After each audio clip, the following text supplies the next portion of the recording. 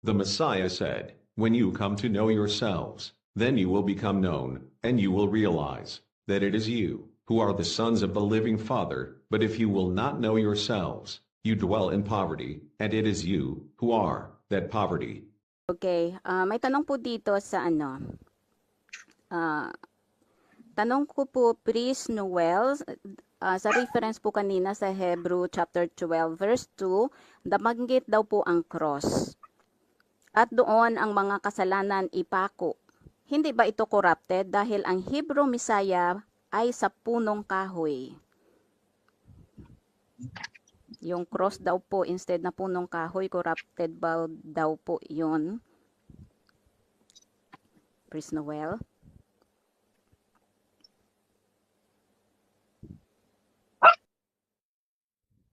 Let me take that. Okay. Happy Sabbath po, mahal na hari. Happy Sabbath po, aming mahal na hari. Happy Sabbath sa lahat. Ano yung pinako ang kasalanan sa krus o pinako sa kahoy? Both ways, mali yan. Sige nga, paano nyo? Ipako nyo nga ang kasalanan nyo kung paano.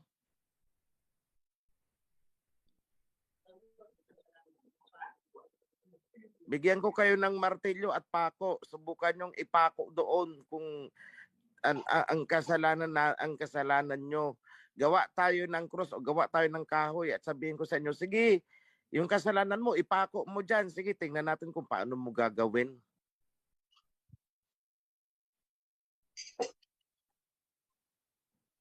Ganun lang yan kasimple i-analyze.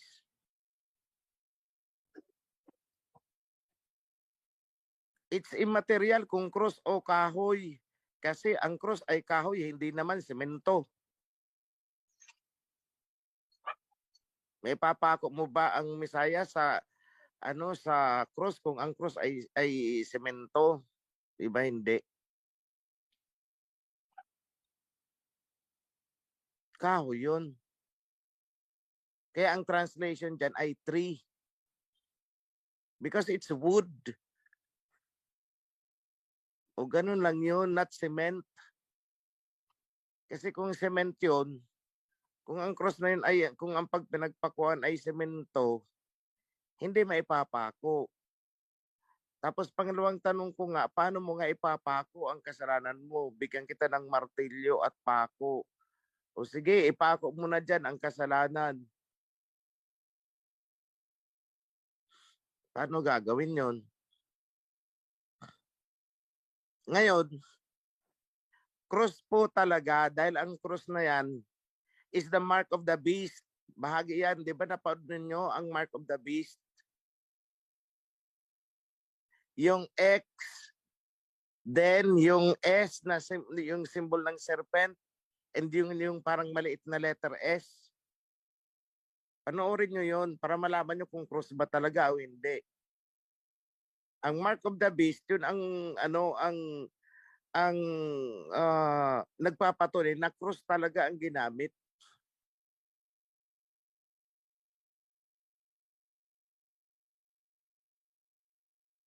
So kung hindi sa cross ipinako, para saan itong cross ngayon na sinisimbolo ng mga Romano? Edi absolutedo pala. Sasabihin ninyo, ay hindi naman pinako ang Messiah kasi wala namang cross eh. O di inabsulto nyo itong mga Kristiyano na nagpapaantada ng cross. Eh ang mark of the beast is cross, ang symbol. X, symbol ng serpent, tapos yung parang S. Panoorin nyo kasi lahat ng video ko, maintindihan nyo yan. Para hindi na kayo nag-i-speculate ng kung ano-ano. Yan lang mga kapatid. Maraming salamat po, mahal na hari.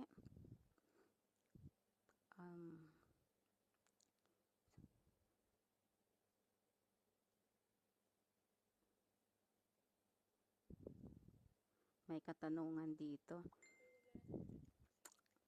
May tanong po dito.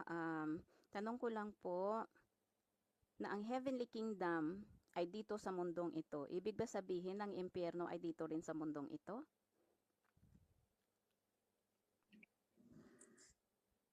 Bakit? Saan nyo ini-imagine ang impyerno? Sa langit din?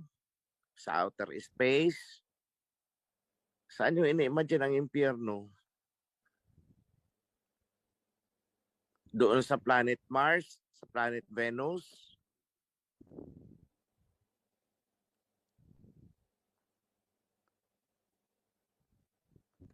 Saan nyo ini-imagine kung nasa ng impyerno?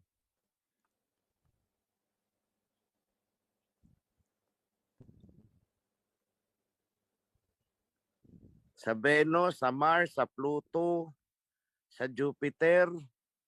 Doon nyo ba ini-imagine na doon ang impyerno?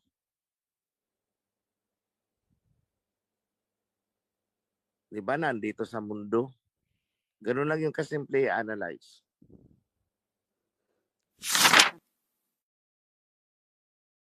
Katanungan ko po kasi itong ito pong pillar of clouds at pillar of fire po sa panahon ng inilabas po ang Israelites sa Egypt. Dito po sa ating panahon ngayon, sa modern age, sa kanila po kasi literal na fire at saka clouds. Dito po sa ating panahon ngayon, ito po bang pillar of clouds and pillar of fire na ito ay posible po bang ito ay ginagampanan din ngayon ng two witnesses na sila rin yung pillar of clouds at sila rin yung pillar of fire sa ating kapanahunan po sa modern age? Yun po yung aking katanungan. Medyo out of topic nga lang po. Marami pong salamat. Sa akin ba naka-address yung tanong? Sorry tumalikod ako kanina doon sa isang nagtatanong. Nasagot na ba yung tanong mo? Yung taga Rizal ba yun? Brother... Mahal na rin, hindi po klaro po yung kanyo pong message Ito po po, dahil merong siguro may sigurad po sis ito Leon. ito na po siya, mahal na hari, yung katanungan ng kapatid natin from Rizal. Excuse Papa in Brother Raymond po ha. I-ano muna natin to. Ito yung katanungan niya po, mahal na hari. Kung kailan po o magkakaroon pa ba ng kapaliwanagan tungkol sa mga propesiya ni Isaias? Salamat po.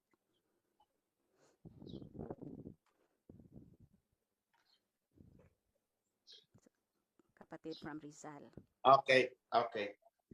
Yung mga prophecy ni Prophet Isaiah is complementary yan sa Book of Revelation. Pero hati ang fulfillment ng mga sinabi ni Prophet Isaiah. May mga na-fulfill, may mga natapos nang na-fulfill. Kahit sa kapanahonan ng Messiah, kagaya ng prophecy ni Prophet Isaiah tungkol sa Messiah, fulfilled na yon. May mga prophecy si Isaiah na hindi pa napo-fulfill at unfolding pa lang.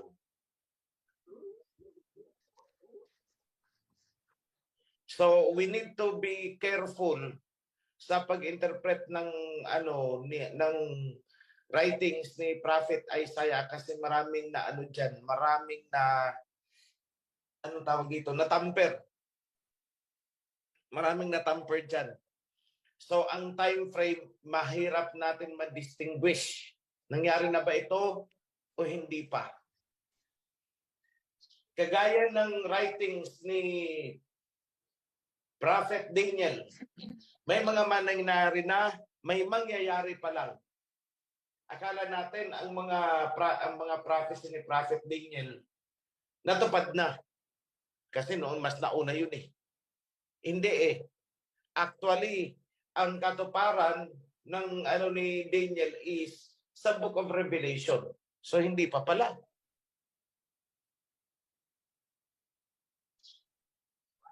So ganyan din po ang kay Prophet Isaiah. So ang content ng kay Prophet Daniel is about the four kingdoms, yung sequence, yung sunod-sunod na kingdoms na babangon. Yun ang kay Daniel. At yun din naman ang sinasabi ng Revelation. Pero at least sa Revelation, klarado tayo na ang mga nasusulat dyan ay hindi pa nangyari sa panahon ng Mesaya. So klarado tayo doon na ito ay matutupad pa lang mula sa pag-alis, pag-akyat ng Mesaya, doon pa lang magsisimula ang katuparan ng Book of Revelation. Doon sa sa mga sinulat ni Isaiah at Daniel, may mga ibang natupad na doon. Pero marami pang hindi. So saka na po natin malilinaw ng maayos ang Book of Isaiah pag natapos na po ang final review. Kasi hindi pa namin inaabutan yan sa second review. May second review and third review. Right now, nasa Book of Job kami.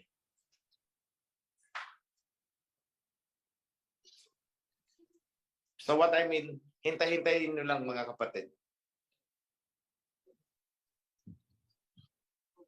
So, regarding doon sa pillar of clouds, pillar of fire, iisa lang po yun. Ang pillar of cloud ay ang pillar of fire. Ang pillar of fire is the pillar of cloud. Kasi sa araw, kaya cloud siyang titingnan kasi maliwanag, may araw. Sa gabi, Okay. fire siyang titingnan kasi hindi mo makikita ang cloud, ang fire ang makikita mo. So isa one and the same yun. At walang kinalaman yun, hindi natin pwedeng i-equate dito sa two witnesses.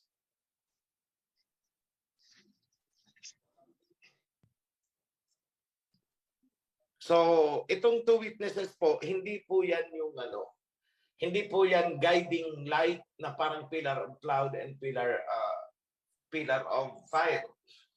They are not acting that way. Iba ang behavior nila, iba ang purpose nila. Iba ang pinaggamitan sa kanila. And they themselves don't know na ginagamit sila. Hindi nila alam. They have no knowledge. Yan lang po. Okay, wala na pong naka-raise hand, wala ring question. Last na question, medyo out of topic. Curious lang po siya, last na po ito. Tanong ko lang po, out of curiosity, kapag nagkoronahan na po ba ang mahal na hari, ano pong mangyari sa mga nagpapanggap na hari daw po sila? Like yung mga Talyano at mga Maharlika. Mananagot po ba sila sa ating alahayam? Salamat po. Yung mga nag-claim ng divine kingdom, heavenly kingdom din daw sila. Isa lang naman ang dyan. Isa lang naman ang sagot dyan. Magsilayo kayo sa akin sapagkat kayo hindi ko kilala mga evildoers. Kasi habang tinatayo nila ang kingdom na yan, ang dami lang nilubuko. Yun lang yun.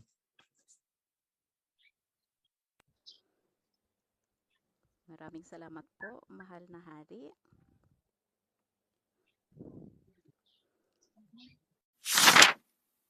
Para po sa word of blessings at basbas para po sa atin ng mga kapatid.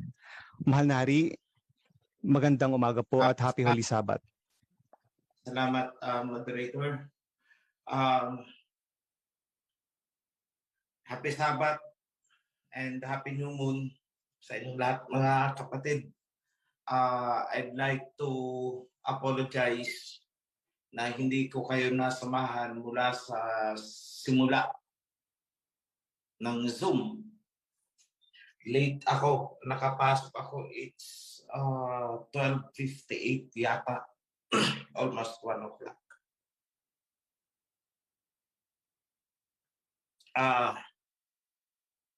Pagpasensyahan nyo na kasi sa revision namin,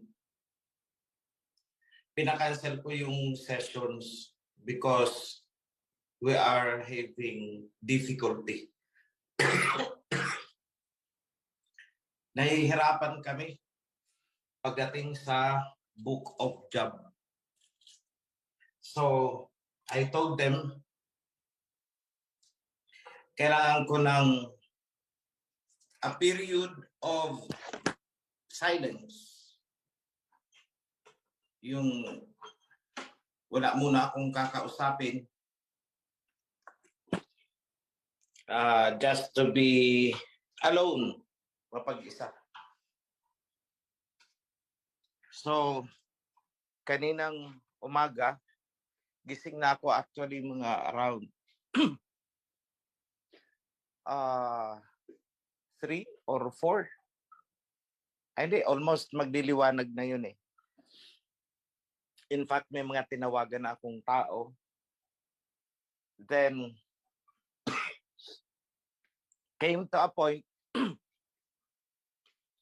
na ako'y parang biglang dinalaw ng kunting antok. Kunting antok.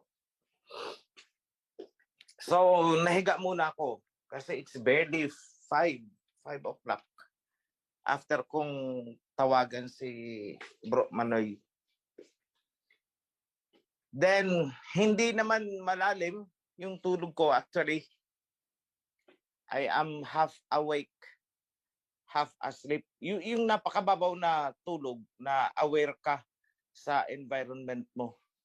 So, naririnig ko ang pagtunog ng cellphone. Naririnig ko yung mga messages na pumapasok sa cellphone, yung pag-signal. Naririnig ko yung alarm ng cellphone. Pero hindi ako makagalaw. I could not move my body. Para bang, ano ba yung, parang may nakadagan na hindi naman, I was not in distress. Hindi hindi yung parang natatakot ako na ano, hindi. It's just that na hindi ako makagalaw. No panic, hindi ako nagpapanik sa kalooban ko. Because at that moment, yung consciousness ko ay naandun sa panahon ng Chernobyl. So hindi ko naman pinanood itong ano na to. Ay, napanood ko ito matagal na. So I think nangyari ito noong 1986. 1986 ba? 1985? I don't know. Paki-check nyo na lang sa internet kung kailan nangyari itong Chernobyl na pumutok ang isang nuclear power plant. At ang alam ko, it's in Ukraine or part of Ukraine or along its periphery. I don't know. Basta I was there in my consciousness, pati yung ruins, nakikita ko. But then, ang kinagulat ko, merong isang angel doon. At ang sabi niya sa akin, pinigilan ko itong pagkalat ng radiation na ito. Dahil maraming madadamay, maraming mamamatay na hindi pa nararapat. The innocent ones. Kasi yun pala, buong Europe din pala ang tatamaan nun. So as you can see, nung pumutok ang Chernobyl noon, confined ang damage by certain kilometers lang. Sabihin natin mga a diameter of 100 kilometers, hindi lumabas doon. Hindi kumalat. Pero itong nangyayari ngayon sa Ukraine, kung saan naiipit ang nuclear power plant, 6 na nuclear power plant ito na nanganganib, pag tinamaan ito ng palitan ng mga missiles, buong Europe, at hindi lang Europe, pwedeng umabot sa iba't ibang panig ng mundo ang radiation. And so therefore, magkakatotoo yung isinulat ni Prophet Isaiah na yung laman ng tao ay matutunaw habang ikaw ay nakatayo. Yung dila mo ay mabubulok. Yung mata mo ay mabubulok, mahuhuwat sa sakit. Yung mga magsusurvive dyan, uuurin. Sapagkat ang laman mo, buhay ka pa man, ay nabubulok na. But then the angel said, not yet.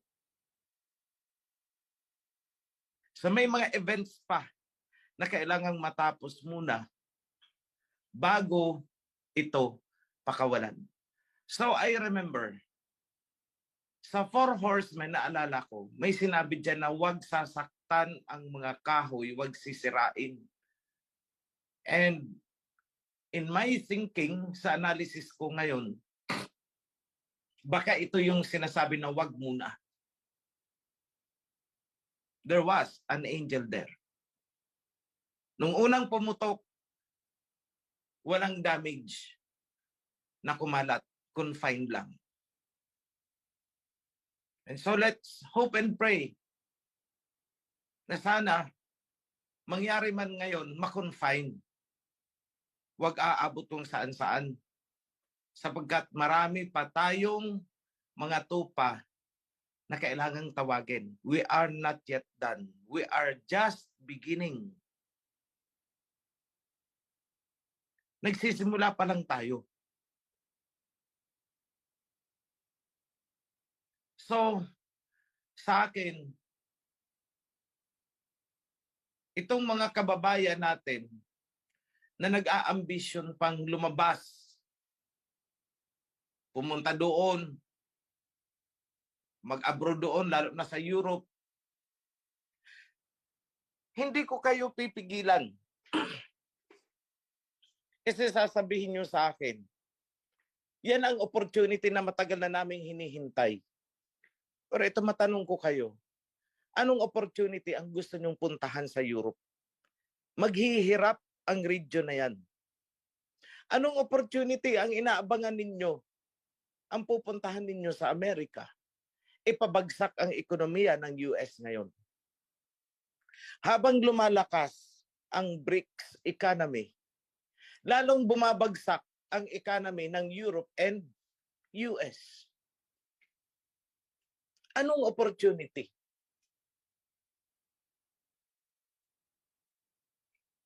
Yan na muna ang tanong ko sa inyo. Ayoko kasing magbigay ng payo. Nakalaunan ay sa COEC kasi pinigilan kami. Gusto kong kayo ang mag-isip. Anong opportunity ang meron doon? Na gusto nyong habulin. Let me ask you one question. Kayong mga nag-iisip pa rin mag-abroad, pumunta doon sa Europe, Middle East, medyo okay patuloy sa akin ang Middle East. Pero magulo na rin, magkakagulo ang Middle East. Kasi Putin, Russia, is already expressly hayagan ang pagbigay niya ngayon ng suporta sa Palestine. At isa lang ang purpose nila, labanan itong Israel. Which is sinabi ko na yan noon, no stone will remain on top of another stone. So ginagamit na talaga ngayon, Palestine, Iran, Russia, ito ang major players upang mabawi ang bahaging yan ng Shemite territory. At kung tatanungin nyo sila, bakit yung ginagawa yan?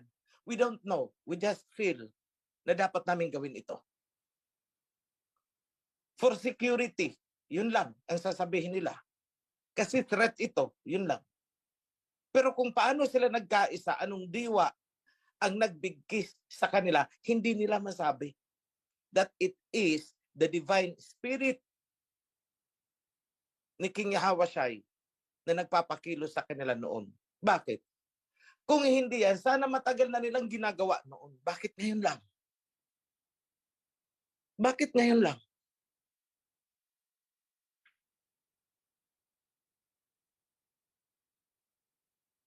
Bakit hindi 5 years ago, 3 years ago? Malinaw naman na sa kanila yan noon pa eh.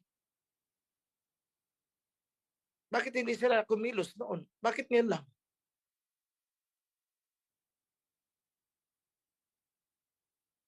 So again, the answer is, hindi mangyayari ang isang bagay na hindi pa napapanahon. At ang nagdadala ng mga tiyempo ng lahat ng ito ay walang iba kundi si King Yahushua. Bakit hindi hinayaan noon? Kasi hindi pa nakakabangon ang kingdom natin. That's the only reason.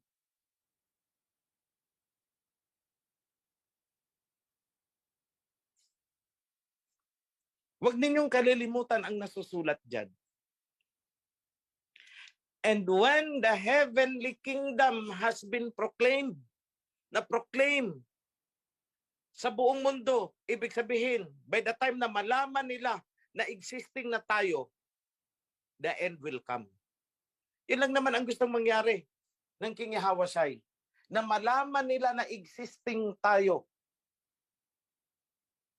Sabi, as a testimony to all nation, bilang patunay sa inyo, dito sa mga bansang ito, na hindi mababali ang sinabi ng kasulatan. Ang nasusulat, hindi mababali. So, kailangan muna nilang malaman bago sila tunawin. Kasi they want to prove. Gusto nilang patunayan na mali ang nakasulat. Yan ang workings ni Satanas. Gusto nilang patunayan na hindi na ito mangyayari. Pero ito tayo bumabangon. At habang tayo ay bumabangon, gumagalaw na rin ang eksena sa iba't ibang bahagi ng mundo.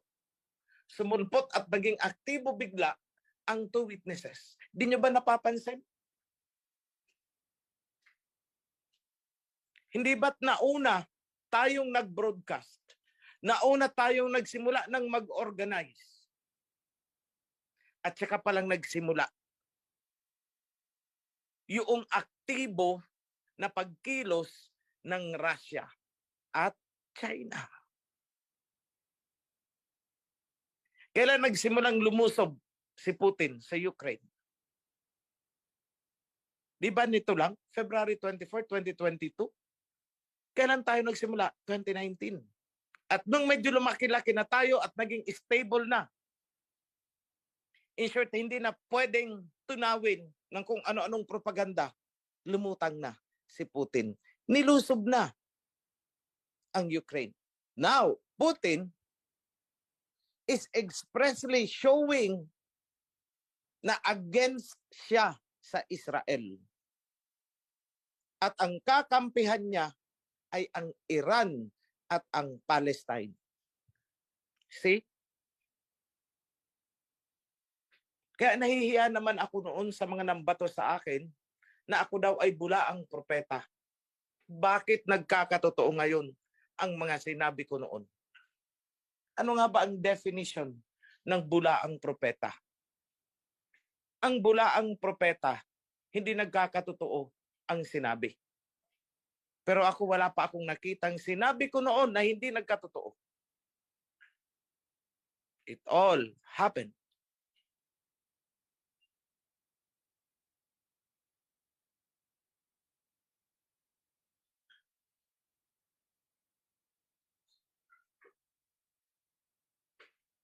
So sa akin lang mga kapatid,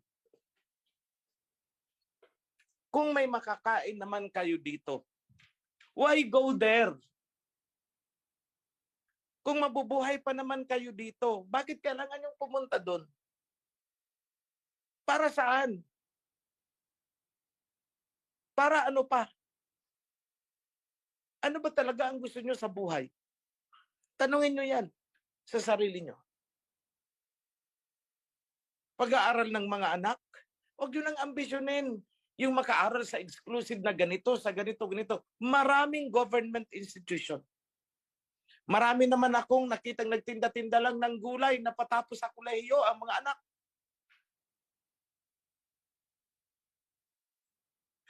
Lalo pa ngayon, libre sa mga state colleges and universities. Not unless inaambisyon ninyo na mapag-aral ko ito sa pribado. That is a human concern.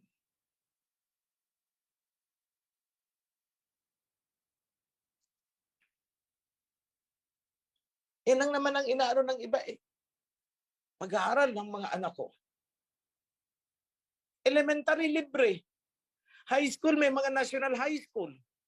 College, meron tayong mga state colleges and universities. Doon mo papasukin.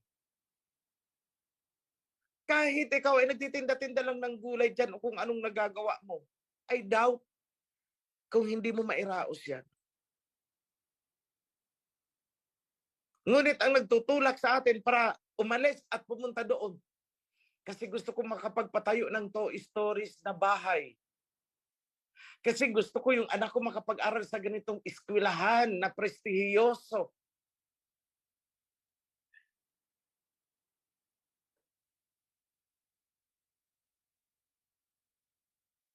Earthly matters.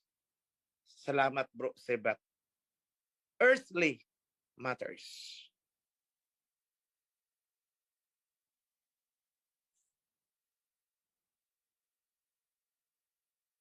Habang ikaw ay nasa abroad,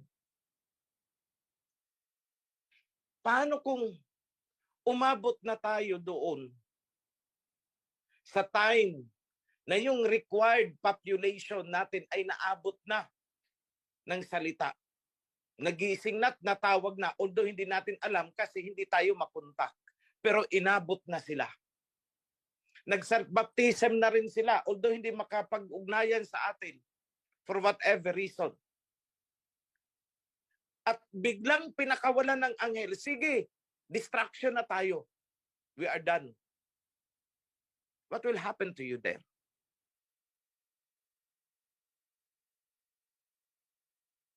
Sige, mag-isip kayo mga kapatid. Again, dito sa kingdom, hindi ko kayo sasaklawan sa mga decision makings na ganyan.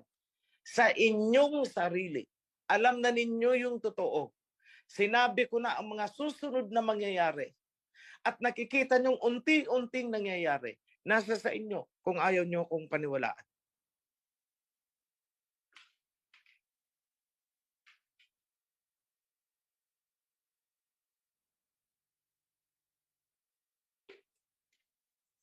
Marami pang na-reveal sa akin. Kaya lang hindi ko pwedeng i-pronounce dito. Hindi ko pwede pang ilabas. Hindi pa panahon para ilabas ko. At a time. One at a time. Yan lang ang isa sa pumasok sa akin kanina. Hindi nga ako makapaniwala kasi expectedly this should happen madaling araw, around 3 o'clock. Sa bagay kasi nagising ako ng 3 o'clock eh.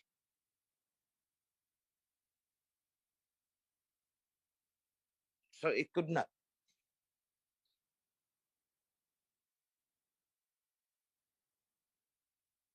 So it came, inantok ako ng konti, nahiga ako, napakababaw na tulog, pero hindi ko magawang gumising. I could not.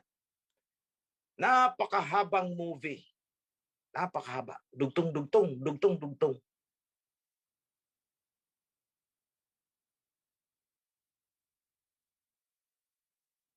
Kaya lang, naputol. Because I need really to get up for the Sabbath. Kahit sabi ko maabutan ko man lang kahit kunting oras. And I was released. Nanunuyo pa ang lalamunan ko kanina nung sinagot ko yung unang question. Nakahiga pa ako. I haven't drunk water.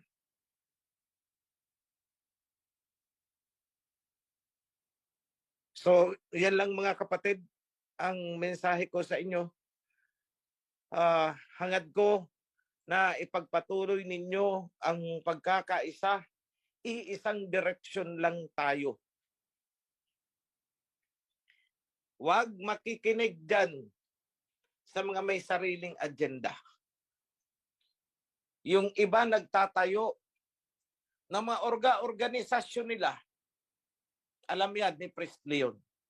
Kasi nung na-tsempohan niya yung isa na leader, ang sabi is, follower kami ni OHC. Eh ano pang ipa-follow nila sa akin? Eh hindi na ako naglalabas sa YouTube. Anong ipa-follow nila? So they are lost.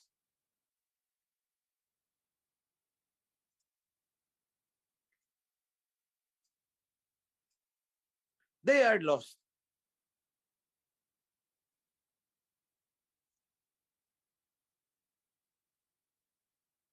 Marami sa kanila may kakayahan naman. Pero ayaw sumuporta sa atin. Bakit? Gusto nilang magtayo ng sarili nilang kingdom. That will not happen. Hindi yan mangyayari. So yung nagtanong sa akin kanina, hindi po yan mangyayari.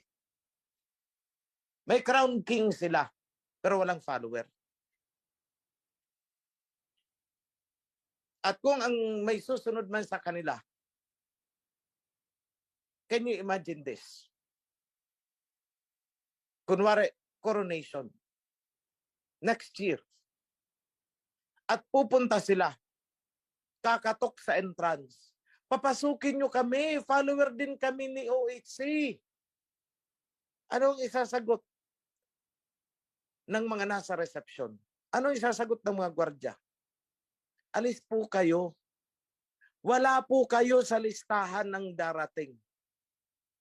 Hindi namin kayo kilala. Hindi kayo pwedeng pumasok. That fulfills the parable. Ang iba kasi kung ano-anong ini-imagine tungkol sa parable, ang ibig lang sabihin po niyan, in the events that are exclusive for the kawan, kakatok sila. At ang bubunggo sa kanila is, go away, I don't know you.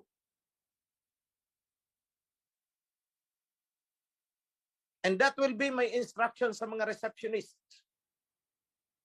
Isang linya lang.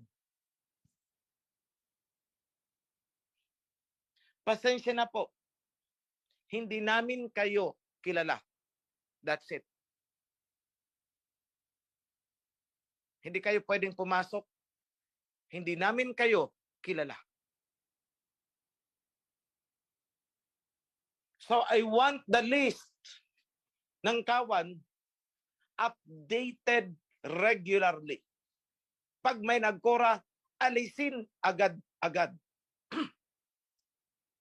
Para updated ang roster natin. For whatever purpose, anytime na magsagawa tayo ng mga biglaang event, kung sinong nasa listahan, yun lang ang papasok. The rest, magsilayo kayo, di namin kayo kilala. That is how exclusive we will be. At yan din ang i-describe ng ilang parables dyan. Napakarami niyan, hindi lang isa.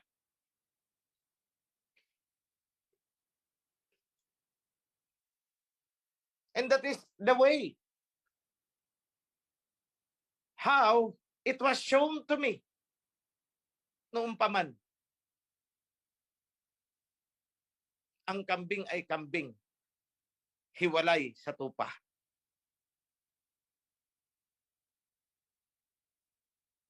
Ang tupa ay tupa, ang kambing ay kambing.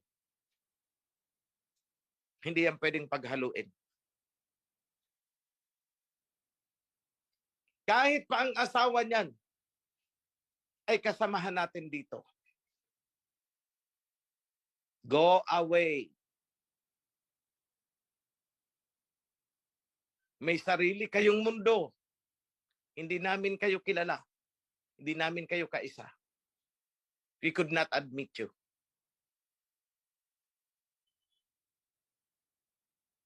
So bahala sila magwara-wara. Salvation is for all. Okay. Sige, mag-claim kayo. Bakit nagsusumiksi kayo sa amin pero ayaw nyo sumunod? For all pala eh. O bakit gusto nyo pa ngayong sumiksik sa amin?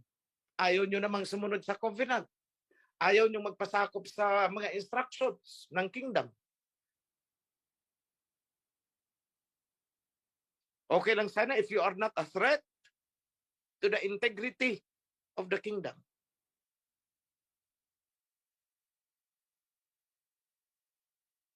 So, I am calling for unity, solidarity, determination.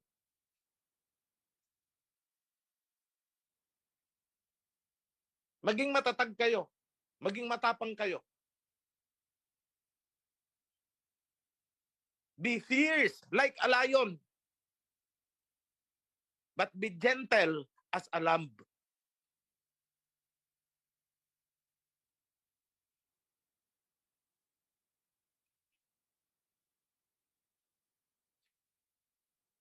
Yan lang mga kapatid, ang payo ko sa inyo sa Sabat na ito. And for the celebration of the new moon, then prepare because the Feast of Tabernacles is approaching. And so, with the Day of Atonement,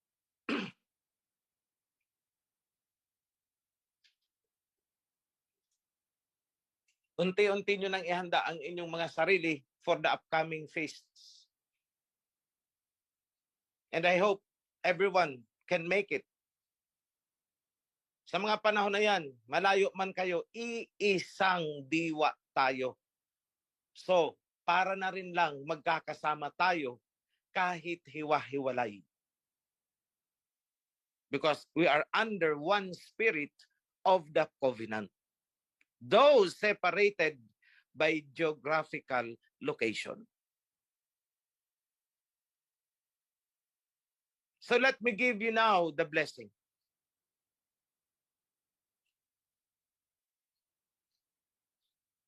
Sa lahat ng may dinaramdam, may mga sakit,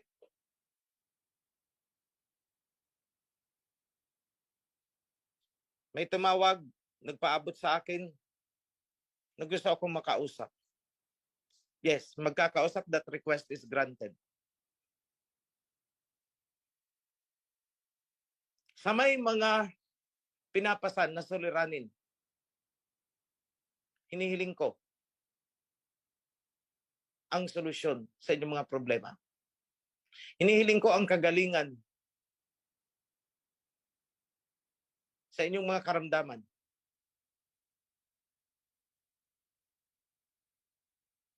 Pinapaabot ko ang basbas, pagpapala, ang blessing na ipinangako ng ating Abayahawa ayon sa covenant. I invoke that in your behalf.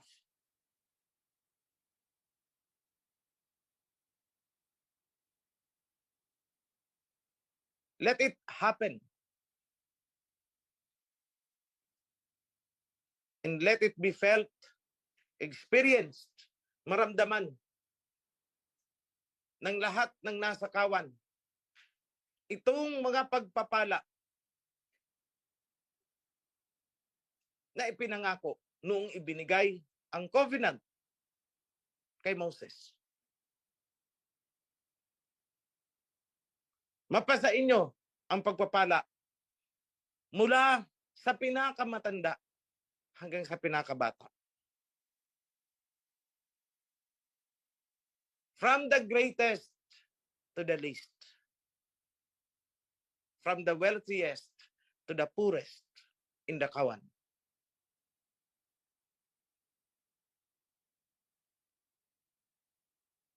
Lalo na sa mga nagpapagal. Andiyan ang mga volunteers, Joshua, day and night, nagtatrabaho, mga heralds, the priesthood, the treasurers, mga CC, ACC, health workers, social workers, mga construction workers natin. At sa lahat-lahat,